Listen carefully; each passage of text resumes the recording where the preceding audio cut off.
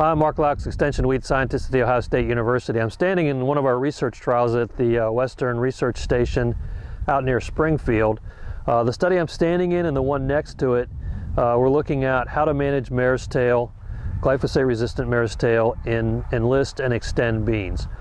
And our goal of these two studies is, one of the things we know about both those systems is if we spray glyphosate dicamba twice or glyphosate 2,4-D twice in those systems, we get control of mare's tail. Our concern, of course, is we've already blown through some herbicides for control of mare's tail like glyphosate and ALS inhibitors, and we're really not that anxious to lose another type of herbicide.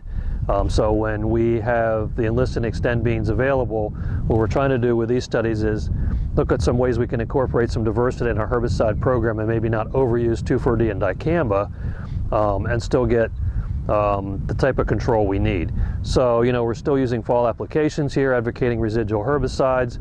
In the case of the Enlist bean, where you can use Liberty Post on that, we have some treatments where we follow up with Liberty instead of Enlist Duo and some treatments like that. So what we basically have in each one of these studies is fall followed by spring followed by post, or no fall, where we just come in at spring with a burn down and followed by post, still trying to maintain some diversity. And we compare that, those more diverse systems to just an plant application of glyphosate 2,4-D or glyphosate dicamba followed by a post of the same thing. So obviously the beans have just been planted here. In the Enlist study we did have beans available, so we have soybeans here. In the Xtend study we didn't, so it's just bare ground.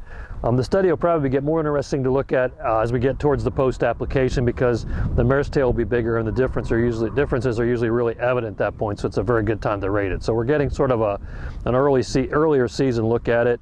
And just to summarize it really quickly, I'm standing in the Enlist study, and really anything we did here in either study where we had a fall application of glyphosate 2,4-D or dicamba 2,4-D or something like that. We had some sharpened fall treatments, but did that and came back with essentially anything in the spring. We didn't have any mare's tail. We've got residual in a lot of those. So the plot I'm standing in here, for example, is a good example of that, or the one over here where you really don't see any mare's tail and you don't see a lot of other weeds. So the fall was applied in early November, and the burn down, we had a couple different timings, a week before plant and at plant, and that was applied late April into early May. So the summary of the fall followed by spring at this point is there's really no mare's tail there, regardless of what we did. Now we did have some different sort of sequences trying to say, okay, if we're going to use 2,4-D or dicamba more in the spring, let's not use it in the fall. So we have some treatments like that, and they're really all about the same. So the second set of treatments that I'm talking about here were no fall treatment and just an at-plant burn down application. We had a couple different strategies here. One was just the Enlist Duo, which is a 2,4-D glyphosate at-plant, and then we're coming back with a couple different post-treatments versus adding Sharpen to that to try to get another site of action in there and more effective burn down. And I'll show you why we do that. We've talked about this a lot over the past couple of years. But one of the issues we have with 2,4-D in the spring when you don't do a fall application is this type of a plant. And a lot of growers have experienced this, where they don't do anything in the fall and come in late April and just use glyphosate 2,4-D, and increasingly mare's tail's been surviving that. So our concern in the Enlist Duo system is that, okay, if we don't do a fall application, we just come in at plant with the Enlist Duo, with or without residuals.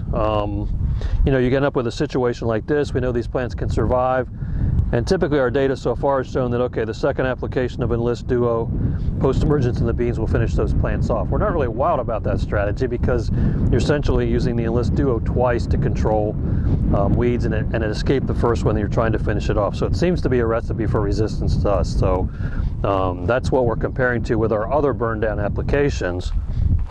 So the other way we've done that is to say, okay, we anticipate that people will still use Enlist Duo, just glyphosate 2,4-D as a burn down. What can we add to that to minimize that survival of mare's tail and have a more sound resistance management program? And essentially what we've done is add Sharpen to it, and some of these treatments also have Sonic. And the bottom I'm standing in here, and also the next one, are essentially Enlist Duo plus Sharpen, in some cases with residual, and it worked. The glyphosate 2,4-D Sharpen combination is something a lot of people have tried to move to if they haven't done a fall application for mare's tail, because it's more effective than glyphosate 2,4-D. It works really well, and it worked really well here too. So that would be another strategy we might recommend in Enlist beans for someone who doesn't do a fall application, comes in the spring, and says, okay, I need to either minimize my use of 2,4-D post-emergence period because I have some crop sensitive areas or something like that around me, or I'm trying to have a more sound resistance management program, and so what can I do?